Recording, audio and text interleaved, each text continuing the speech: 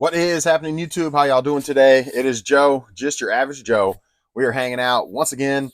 Did I say today's Tuesday? Today's Tuesday. So welcome to Tuesday. Appreciate you guys hanging out with me. We've got some sales to go over. We've sold another Wii, which is, it's crazy. We just talked about how I haven't sold Wii's in so long, and now all of a sudden I've sold like three in a row. So it's like, I'll take it. But have some sales to go over. We've got some comments to go over.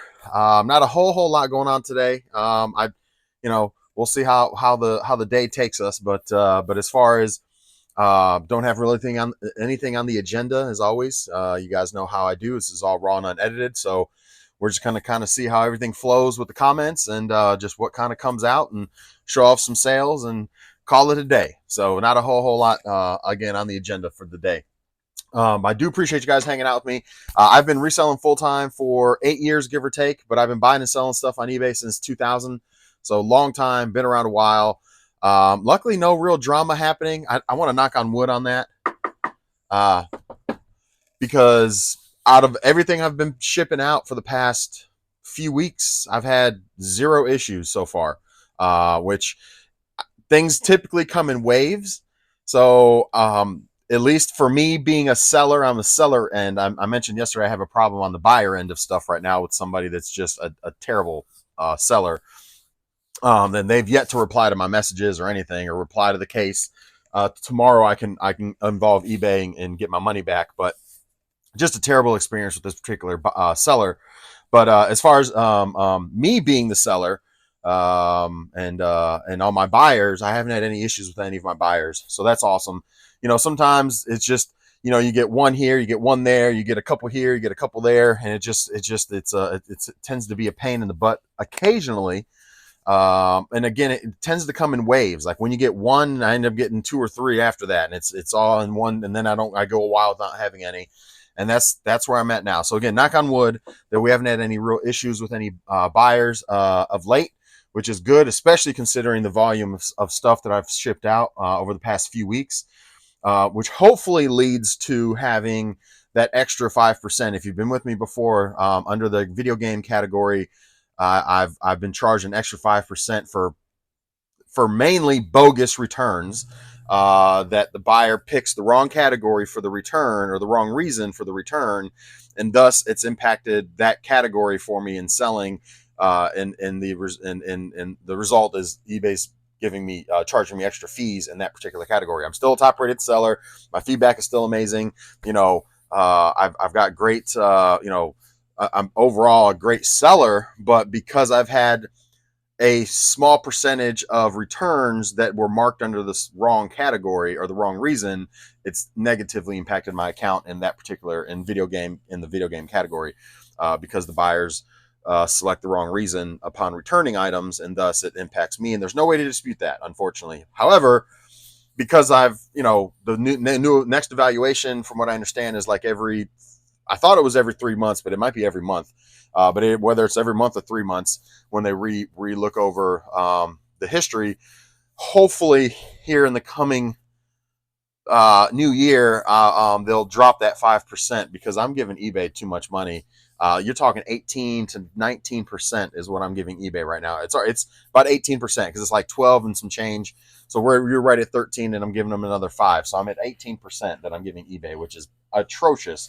And that's not including the 5% promotion fees, because normally I do 5% marketing, or for the promoted listings. I normally do 5% there. So there's another 5% there on anything that sells under that's so if it's a video game category item and I've got a 5% promoted listing, you're talking they're taking 23%.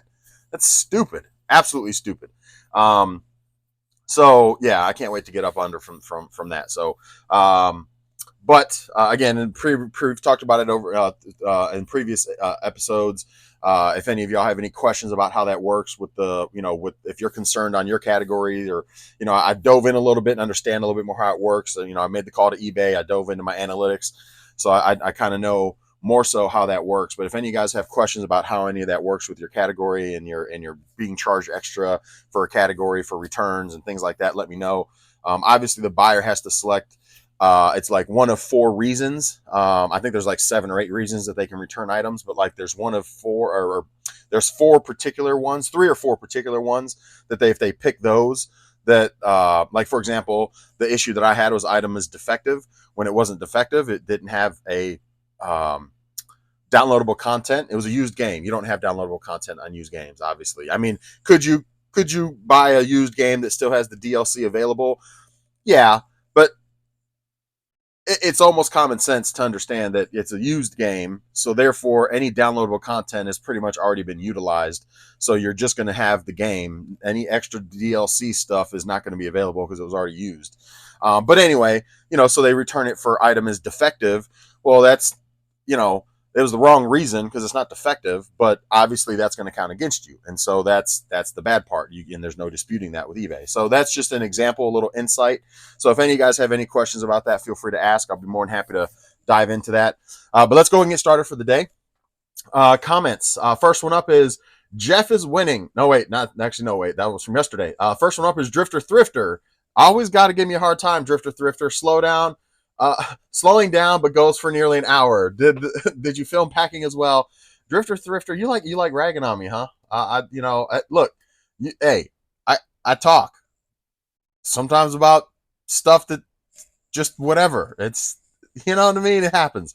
I got a little carried away yesterday with the AT&T stuff. Even my wife afterwards was like, "Why'd you go talking about all your AT&T stuff?" I'm like, I don't know. It just came out, and I don't edit my shit, so it doesn't. It's there. It is what it is. And so anyway, but Drifter Thrifter, thank you for commenting and hanging out as always. Actually, I think I've got my paste ready to go. Bang. All right. Next one up is Phantom. Let's see. Phantom's got a good little comment here. Phantom says, "Hey Joe, good luck with the troll you're dealing with. Might just be a grade A ass lazy seller." Yeah, he is, man. Like, just to not communicate and have since the first I bought this item, the first actually the end of November, whatever, 31st or 30th, I don't remember how many days are in November, 30 I think, but I bought it, and then on the 1st of December he did the label, and it's just been sitting, so it's never been picked up. He just printed the label, and it's still sitting at his house somewhere or in his car. Who the fuck knows? It doesn't matter. It's just sitting. It's never been picked up by the post office and scanned. So yeah, he is a grade A ass for sure, lazy seller. I've had sellers wait 2 weeks to a month before dropping off at UPS, FedEx, USPS notifications, and then the notifications come in. I know it's sitting on a tracking number or printed label. How hard is it to have it picked up or dropped off? The fuck is wrong with people? Exactly. I love it. They will retaliate with angry message explaining a bullshit story in hopes to guilt trip the situation, bleach in the water, and this fuck made tea with it. Phantom, I love your reply. That's it. You sounded like me with all the cussing. Anyway, as a buyer on Mercari, I've noticed a lot more fees I've eaten versus buying on eBay. Stuff is cheaper on eBay versus Mercari because of service fees, payment processing fees, tax fees, shipping fee. What's next? Mobile or computer usage fees? Question. I know you hate clothes, but do you ever wash or take the clothes to the cleaners with jerseys or sportswear for reselling? I found some old hockey jerseys, Sharks, Penguins, Ducks at Goodwill. What's your take? Thanks for another great video. Phantom, I actually, if it needs cleaning, I'll wash it. I will say that. Normally when I pick stuff up, I don't pick up grungy, nasty stuff, but that's not to say that I haven't picked it up. I mean, I'm less likely to pick that up. However, if it is grungy but I still know I can make $1 on it and it's at the right price, yes, I will wash it. So like, if I found a 3 really good jerseys that just really they just needed a good wash to try to get some spots out here and there, yes, I will wash them. But I will say 95% of the stuff I pick up is pretty clean. It doesn't have to be washed. It doesn't normally have a smell. If it has a smell to it, I'll wash it. Excuse me. If it has a smell to it, I'll wash it. Sometimes you pick stuff up. Sorry, guys.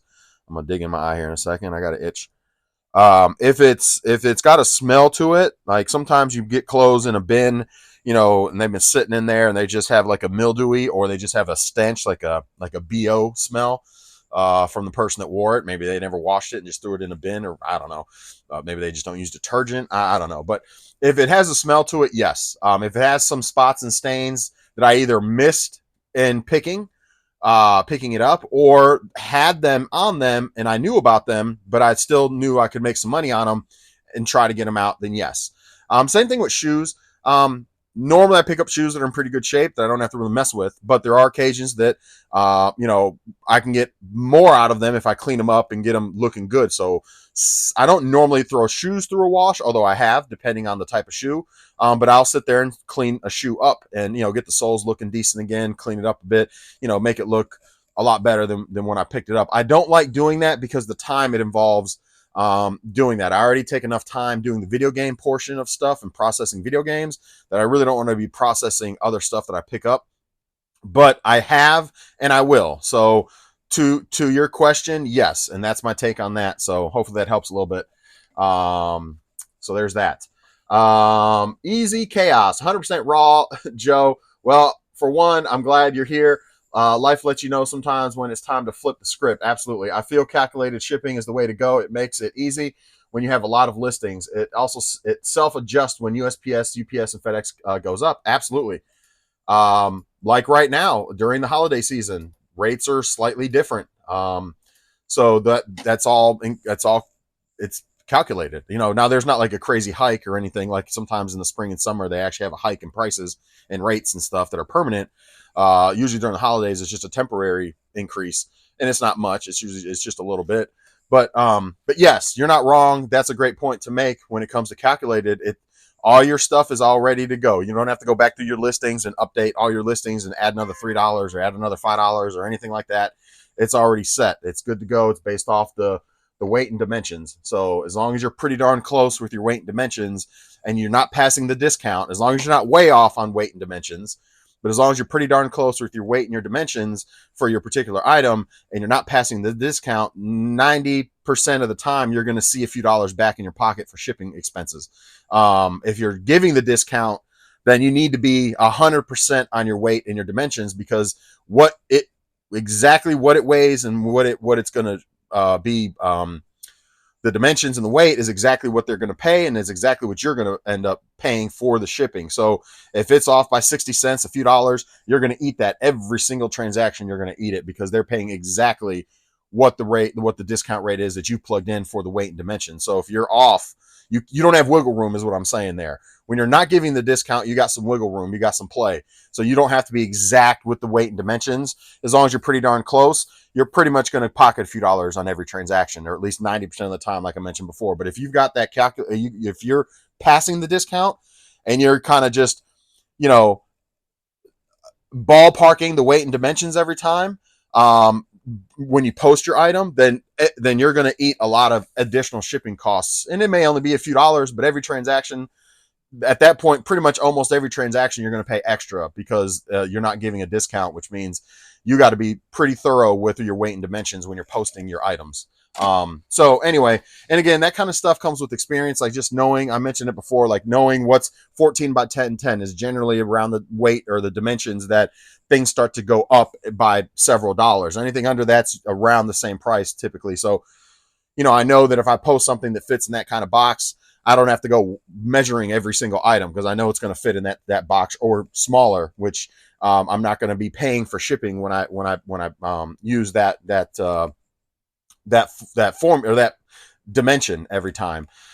And then weight, the same thing, like weight, I can pretty much gauge like, okay, this is 2 pounds. All right, I'm going to add a pound for packing material and boom, 3 pounds, like that's kind of where I'm at with stuff. Other people are going to be like, I'm putting this on the scale and then I'm going to add an extra pound, and I'm not going to ballpark it now. And again, because I'm not giving a discount, if I am off by a pound or 2 even, or 3, it doesn't really matter because you're not giving the discount. You're still going to see a couple dollars come back. Yesterday I shipped something that I was off by like 3. Well, like the video game systems I mentioned in a way previous video, I way undercut video game systems like half of the weight that they are. So you would think that I'm going to eat shipping, right? Well, no. The one yesterday, I was still $3 profit in the green, even though I put in 3 pounds for the system, or 4 pounds for the system, but it ended up being like 8 pounds. I think it was one of those Xbox One S's. I put it in as 4 pounds, 14, 10, 10 for the dimensions. Well, I ended up being 8 pounds, 14, 10, 10. And I didn't pay anything. I still pocketed like $3 on that shipping because and I do that purposely with video games, so it's not like it was an oversight. That was I do that on purpose to try to give the customer, so they're only paying for 4 pounds through the system. And again, there's a method to my madness. It may not make sense to any of you guys, or few of you guys, but it's method to my madness because I'm not passing the discount through eBay to them. I'm giving them a little bit of a break on what the weight is when they check out with me, essentially. And then I still am pocketing a few dollars on the when I actually process the label. So anyway, yeah. So you're absolutely right. It is. I prefer calculated. To each his own. Again, there's no right or wrong. It's whatever works for you and what's easy for you. So hey, no right or wrong, dude. Back in the day when they used to have flat rate and regional and all, I mean, I guess they still have the flat rates and regionals, but when it was priority shipping and then you had flat rate and regionals, man, I mean, I'm not gonna say it was complicated, but there was several different ways you can do things. And then even like yesterday, I ended up shipping 4 of my items FedEx. I've got a FedEx drop off. I went to go get Jersey Mike's anyway, and it's right next to the Jersey Mike's is the FedEx drop off. So there was 4 items because we're in the holiday season and rates are slightly changed. I just sold something for $60. So rates are slightly changed amongst all the carriers. Yesterday, I noticed that, and it also depends where it's going, and the area that it's going to. That can make a difference too. But yesterday, I noticed that 4 of my packages, it was cheaper to go FedEx home delivery. And so I did FedEx home delivery. Here comes UPS. So I did FedEx home delivery on 4 of my packages. I hardly ever do that, and it's hardly ever cheaper.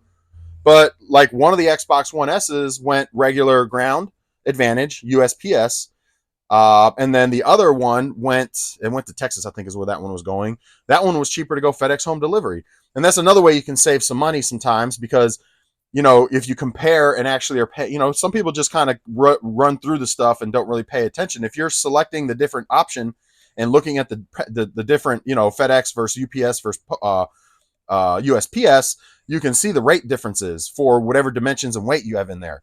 So it may be cheaper for you, especially if you got a drop-off spot close to you, to select some of those other options from time to time. They're here for me.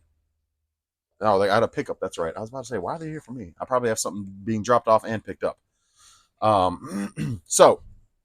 There's that. Winston Wolf says, wife setting off the car alarm, blowing up Joe's spot.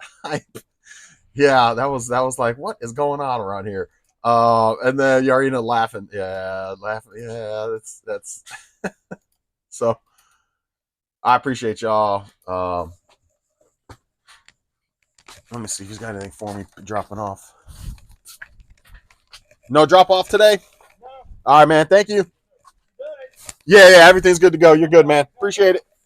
Absolutely. All right.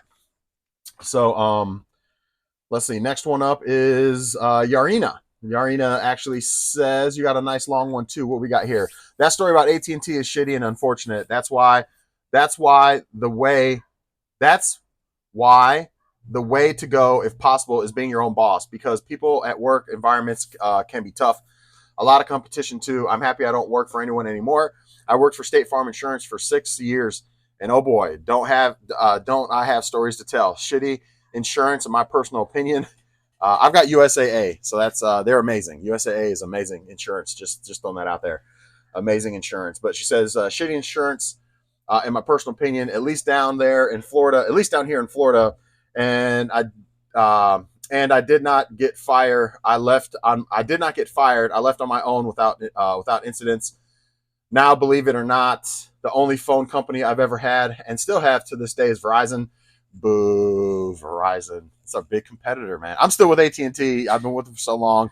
The great thing when I had AT&T, when we did buy out DirecTV, is we got DirecTV with the NFL Sunday ticket for $10 a month. It was amazing. And then our cell phone bills was half of what the retail is. So whatever it was half. And then we also had paid half on our cell phones themselves, which was great. So that was good stuff. But anyway, Verizon, look,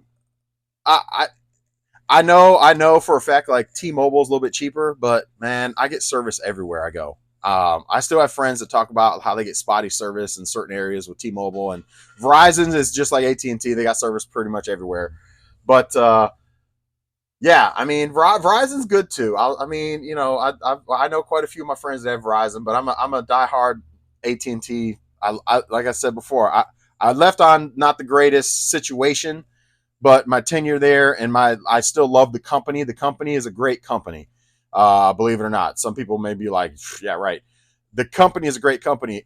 And like anything else, and no matter where you work, people don't normally leave the job. They leave their manager or their boss is where the problems usually lie, is your leadership. Not so much the company or the business or that it's mostly you're leaving your boss or your leadership because they suck. And so and that was true for AT&T, especially in that case. Now granted, we can go back into all that, rehash all that, and I'm not gonna, but anyway, I love AT&T, and I wish I still had some of those perks, man. They had great health benefits too, because you can work for AT&T but be a contractor, and then you can be internal AT&T. I was internal. I worked actually for AT&T. So the benefits were amazing. I mean, health benefits were amazing. 401ks, they matched up to like 8%, 6%, 8%. I can't remember. They did the matching. It's just, again, you're half off your cell phone, $10 for your TV. Extra perks for the cell phones themselves. Um, uh, Health insurance was great. I mean, the health insurance was amazing. I wish we had that. We could go back to having their health insurance. It wasn't very expensive and it covered a lot of stuff. And so anyway, the first one the first one I got when I came to the country 21 years ago, and I stuck to it. I don't have State Farm though, but I have Progressive. Great company all around, and at least here in Florida. Let's call out companies now. Just kidding. Look, Progressive actually is a USAA, which is you have to, the way to get USAA is you have to be a member through military. So my dad was retired Air Force 20 years. Obviously I went under his policy, and so now I can take advantage of USAA and keep it and have it and then pass it down to my kids. Excuse me. So, USAA is amazing. I love USAA. Some people say they don't like it, but most people that I've come across that have USAA absolutely love it. I've had to do claims in the past with them for several different things, house, car, whatever. Never have a problem with them. In fact, they replaced our roof through a hurricane like 5 years ago. They ended up just replacing our roof. They just was like, here you go. We're going to just replace the whole roof. I was like, cool. Anyway, but they do Progressive. So like things they don't cover. So like boat and RV insurance, they don't offer, but they're partnered with Progressive. So there's a specialized team that when you call USAA, they connect you over to the Progressive by USAA, Progressive, or USAA by Progressive or whatever team. That's basically their integrated team. And then you actually get the insurance coverage for those things through Progressive. So whatever USAA doesn't mess with, they partner with Progressive to offer coverage. And so and you still get the discounts that you would get and the perks that you would get being a USAA member, which is awesome. So they're only, in my opinion, because they're a great company, they're only going to deal with another great company. So I would imagine, I've had no problems I've never had to do a claim with Progressive, through them, but their rates are great and they've got good coverage and it's worked well. So yeah, I would say Progressive is probably pretty good too, if USAA is doing business with them. Next one up is the Dark 25. Hey Joe, thanks. I do scroll through the details and make adjustments whenever needed. Good deal. Yeah, it's just good to do because people do put some wacky information in the shipping and stuff, especially the folks that don't know what the heck they're doing. And yeah, so yeah, good deal. As for Mercari, my sales have been far better than eBay. You're one of the few people that I've heard that about, especially amongst other YouTubers that do cross listing and stuff. I've heard like the Commonwealth, Shed Flips, Damn It Dave, Dirty Dave, ADH Dave, there you go, whatever his name is. And some other guys that I watch occasionally. I don't watch ADH Dave much anymore, but when I was watching him a while back, and just some other smaller YouTubers that I watch from time to time, have all said Mercari's just not been very good. And so I don't know. I'm just kind of reluctant with Mercari, but I'm glad it's going well for you. I am glad you are doing well on it. I don't I don't know if it's in the grand scheme of things for majority, for majority folks, it doesn't seem to be better than eBay. But again, I'm not doing it, so I can't say it firsthand. You are. So based on your experience, it is, and that's awesome. Maybe it sounds like you might be the exception of the rule compared to some other folks, even who just commented. I forget who it was. Was it Phantom? I think Phantom was the other one that was saying that Mercari is kind of rough. But anyway, the only thing is a support needs help, and needs some work. If anyone has any Mercari questions, feel free to ask. Well, you're Joe. I know you'd make a killing on Mercari. Well, I'm not. I'm not going to say I'll never try it because you never know what 2025 brings.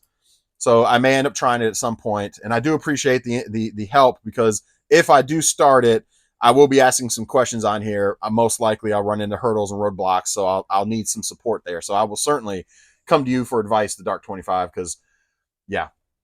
As a collector, Jeff is winning. As a collector, I bought a PS2 game from Joe off eBay.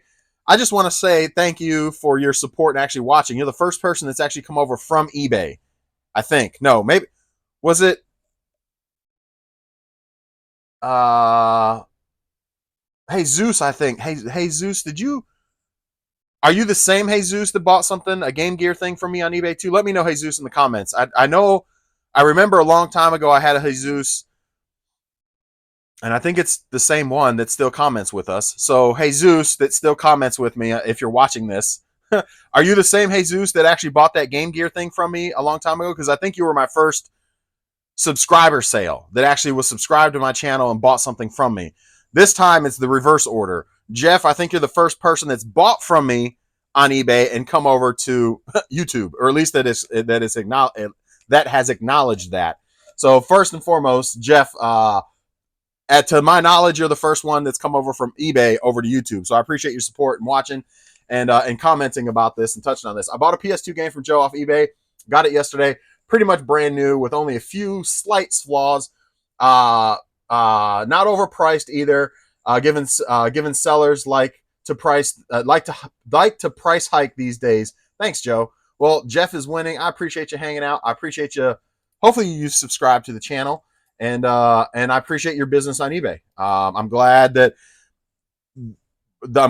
the way I view that item is pretty much in line with what a collector, is going to expect, so I'm glad that worked out well, because I do try to do good about that. If it is excellent condition, pretty much like new, I'm going to sell it as such. And I do feel that I do a pretty good job there. And because, I come across so many games that I don't, it's not like I overuse those terms, as far as like everything I come across is like new and brand, excellent condition, because as many games as I come across, especially the older games, for the most part, the older stuff, to come across stuff that's in that kind of condition it don't happen too often. It don't happen too often. Is my mail lady here? I think that's my mail lady. Yep. Let me ask her if she'll come back. Hold on, guys.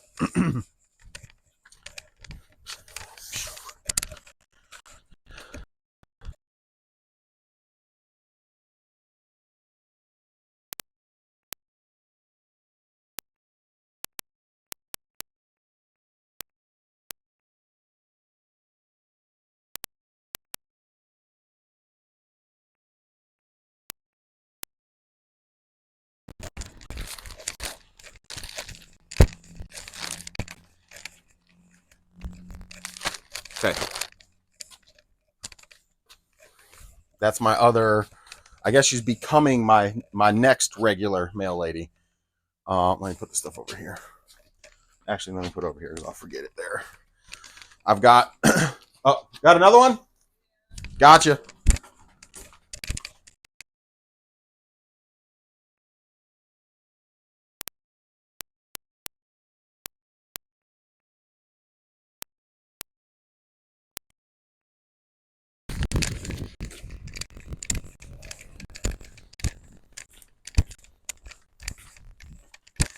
Yeah, so I've got two mail ladies. One is the fill-in. Normally the fill-ins rotate and they're like different people all the time, but so far the fill-in has been the same lady for the last few months now. So hopefully she's permanent, is my permanent fill-in mail lady for my original mail lady, which will be cool because she'll circle back too and knows the deal, and it's just less crap I got to deal with. But with new people, because then I don't have to call Fred. If y'all know my situation with Fred, me and Fred, he's the postmaster at my local post office.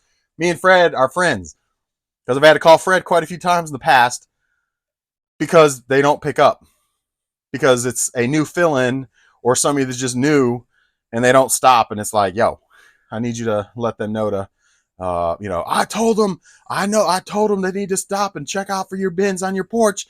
Like, I know, Fred, I'm sure you did, Fred, but I'm just letting you know they didn't stop. Anyway, so me and Fred go way back. All right, let's go to sales. Let's go. It's good to have connections and network with your mail people. I'll just say that. It's good. That's a good thing. When they've picked up, so I do I think I've mentioned this before. I do the dual labels for my football helmet business. So my football helmet business, I normally, because it's heavier stuff, 9 times out of 10 it goes UPS. So I'll schedule a UPS pickup once or twice a week for them to come out and pick the stuff up, like the guy just did when he had I had like 7 bigger boxes that had the football helmet stuff that I do on Facebook. So if any of y'all are not familiar with it, I do autographed football helmets on Facebook Live. The group name is BTG East Coast. So if you're interested in sports memorabilia, mainly autographed football helmets, come check us out on Facebook. Let me know you're coming over from YouTube, and I'll let you in the group. It is a private group. But anyway, there's my plug for my group. But anyway, there's been a time or two, actually there's been like 3 or 4 different times that they've picked up the new mail person that's a fill-in, or the fill-in from somewhere else that just filled in for the day, because a lot of times they do that. They'll have a fill-in from wherever, another office, or somebody else from that office, or somebody from a different office fill in for the day, whatever, for staffing, they're short staff, whatever the case is. So anyway, they'll pick up all my UPS packages, because the UPS packages have a dual label where it's UPS and then it hands off to the USPS. So, but it's a UPS pickup. It's a UPS label until it reaches its destination, and then it goes to the USPS hub. It gets delivered from, I guess, USPS to the USPS hub and wherever it's going to be delivered. And then USPS is actually who delivers the final does the final delivery. Here's Amazon. Man, we get packages left and right, man. Now it's Christmas time. So anyway, they've picked up, my post office person has picked up before all of my UPS packages. And I'm just like, are you kidding me? And then they don't get scan codes on them. Like they don't show the scans after that, because it just the system's fucked up at that point, and it doesn't show the scans. So then it's like, until it delivers, there's no updates. It's terrible. Luckily, so I've had to call Fred. That was the last time I had to call Fred, because they did it like on 3 different occasions in the past like 6 months. And I'm like, are you kidding me, guys? Like, come on, man. So anyway, let's move on to sales. Offer expired. Let's see what's sold. Something else sold, actually. I got 8 sales now. Let's go in here. That's what I'm talking about. Okay. I'll take it. All right. Give me a second. Let's get back in here. I'm not gonna get into that. I was gonna say low ballers, but it's to be expected. We won't dive into low ballers, but sheesh. All right, orders. I just had a 8th sale, so we got a total of 8 sales now for $398.63. So not too bad. Between yesterday and today, we're still doing okay. I just had my deposit yesterday. Yesterday was Tuesday. I had my deposits hit on Tuesday for the week. Is just how I have mine set up. Deposited $12.87, so almost hit goal, not quite, but so far we're already on pace. We're doing pretty good so far to meet goal for this week coming up, or this next Tuesday, or this upcoming Tuesday as well.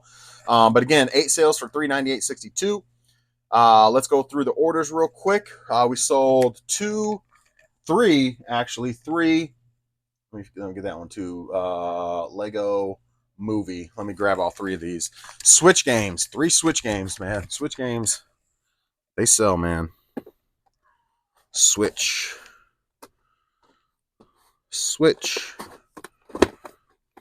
And Lego movie. Got it. And then, where is that? Dutch oven. All right, so I've had this Dutch oven for a while, guys. I think I picked this up. It's been probably a year-ish. I remember picking it up in the cold, so it probably was last winter. Probably had this about a year. Maybe it was in the spring, this past spring, but I don't think so. It was either this past. It's been a year-ish, 8 months to a year that I've had this. But it's a Wagner Dutch oven. It does have the glass top to it. It's the box is a little janky, but it's pretty much in like new condition. So that sold for $45 plus shipping. Sold Mario Odyssey. All right, so the video cut out there, and I'm going to splice the two videos together because I learned how to do that. So we'll just splice these two together because my phone said I was out of storage, so I had to delete stuff. It's crazy. The YouTube Studio app like saves, even though you can't clear the cache in it. I don't think. I looked through and I couldn't find any way to do it. But the YouTube Studio app saves like all your data for all your uploaded videos. So my YouTube, after I do so many videos, it just tears up my storage. And then I have to, if I delete the app and then re-download it, it clears it all out, which is weird because you would think there'd be a way to just go into the settings and clear out the app basically of all the old stuff and then refresh it and clear your storage. But the only way I've found to do it is to delete the app and redo it, re-download it. So that's what I did. I'll splice these two together. But anyway, which I learned how to do through iMovie on the iPhone. You can crop two movies together and it seamlessly just goes into one, which is great. I'm learning things little by little as we go. Eventually I'll have it will do different things on here. You can still teach the old dog new tricks from time to time. Anyway, Gang Beast sold for $20 free shipping. I'm sorry, $20 plus shipping, 20 plus shipping. The next one was Lego Movie 2, sold for $16 free shipping on that one, 16 free shipping.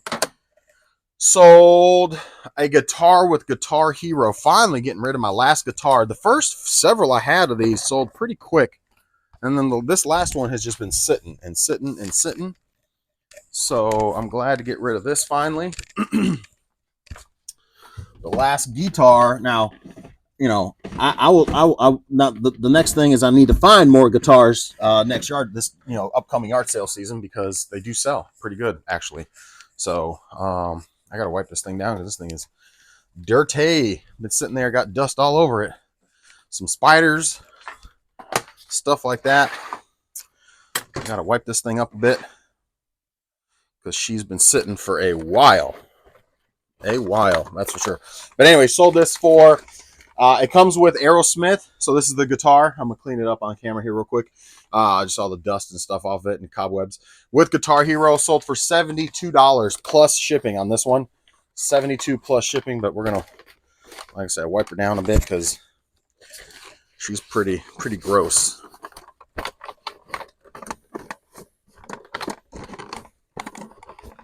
Yeah, stuff that's been sitting a while does tend to get a little,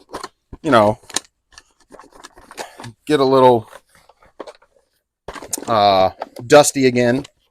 Even though I've cleaned it, it's just kind of how it happened, how it goes. So anyway, not going to be perfect, but certainly not going to be what it was, because that was pretty bad. All right, I think we're good to go. Okay. All right, so that sold for $72 plus shipping on that one. Next thing that sold was King Kong on PlayStation 2. King Kong on PlayStation 2 sold for $15 plus shipping. 15 plus shipping, King Kong.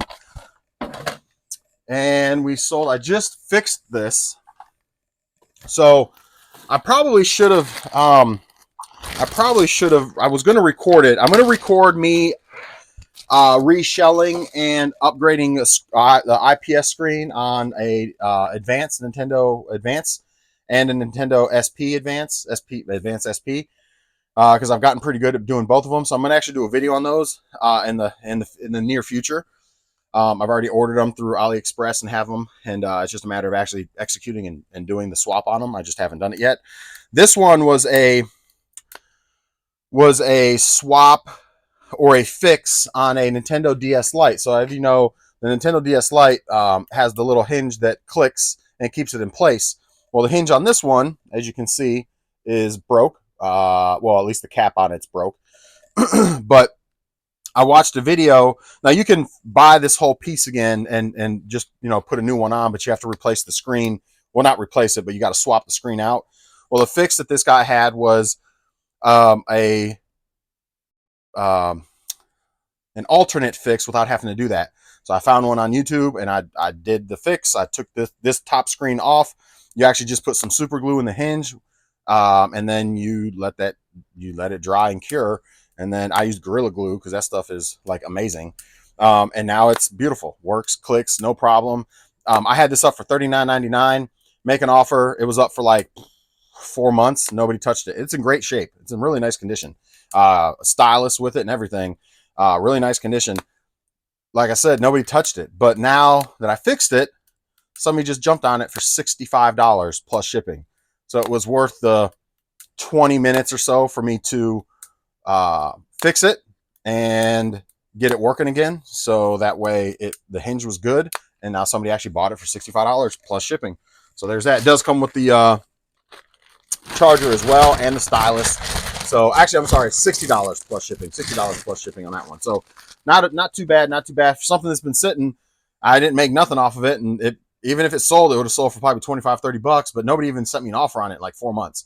So it was just one of those things where I was like, let me see about fixing this thing. Found the video, was like, that looks pretty straightforward. I like tinkering with stuff. If y'all know me and you've been with me before, you know I like to tinker with stuff. So I was like, I'll give it a shot. There you go. It's working. Good to go. I love when it feels good when you fix things and get things working again, because, you know, and then you can get more out of them, obviously, because it's working the way it should. And it's just a win-win, man. It's a win-win. So somebody can enjoy that, and it's good to go. Let's find the Wii. Is it this one? That's Wii U.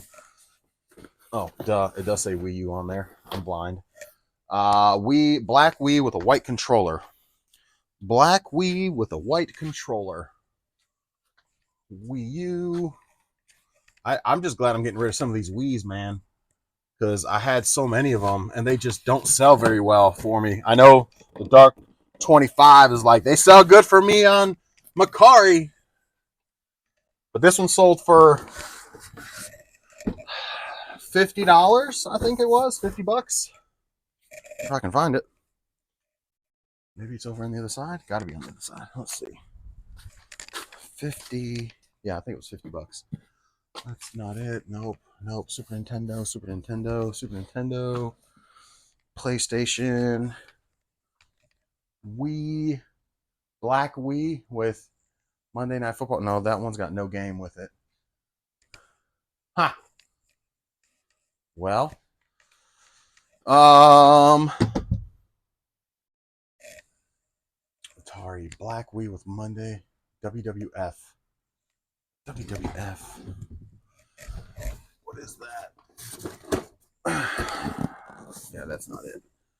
Okay. All right. I know it's in here somewhere, guys. I know it's around. We just got to find it. That's the controllers. Ow. That's that Wii. That's that. Actually, I should go ahead and move this Super Nintendo. All right, let's start over. If I can't find it this time, we'll just call it an episode, and I'll find it when I find it. Wii U. Black Wii with Zelda. That's not it. Cameras. PS3. Ha! That's the Switch.